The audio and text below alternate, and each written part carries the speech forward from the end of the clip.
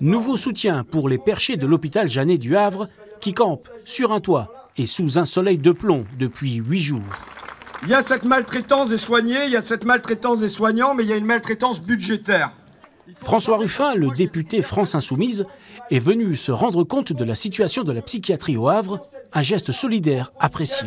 Que je vous soutiens. On est en période de canicule avec des températures à plus de 40 degrés.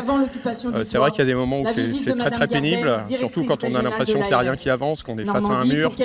Et c'est vrai que le soutien moral qu'on a de l'extérieur est effectivement très important. Et comme il peut le faire dans les prisons, le parlementaire s'est invité dans plusieurs pavillons de l'hôpital, accompagné par des journalistes. Et l'indigne réalité des conditions saute aux yeux. Manque de personnel, manque de moyens, surpopulation des chambres. Une patiente hospitalisée ici depuis 1 an a tenu à nous montrer son quotidien.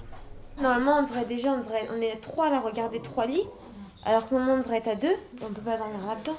Sérieusement. C'est difficile parce que toutes les pathologies sont différentes et les cohabitations sont difficiles. Des fois, on fait des changements de chambre en fonction du comportement des patients. Et c'est vrai que ce n'est pas toujours gérable. Ici, il y a 3 infirmiers pour 15 patients. Il en faudrait 9. Et d'après les personnels, il manquerait plus de 40 psychiatres. Là, tout ça, on va faire des cajots, on va faire des gamelles des chiens. Et là, dans ce bureau, les vêtements des malades sont empilés, faute de placard. Il faut sortir de cette indignité. Et cette visite-là, c'est pas moi qui devrais la mener. C'est la directrice de l'agence régionale de santé. Parce que c'est elle qui prend les décisions. C'est elle qui... les conséquences de ses choix budgétaires, ils se retrouvent ici. Donc il faut qu'elle vienne mettre le nez dans ce qu'elle engendre comme malheur chez les gens, potentiellement.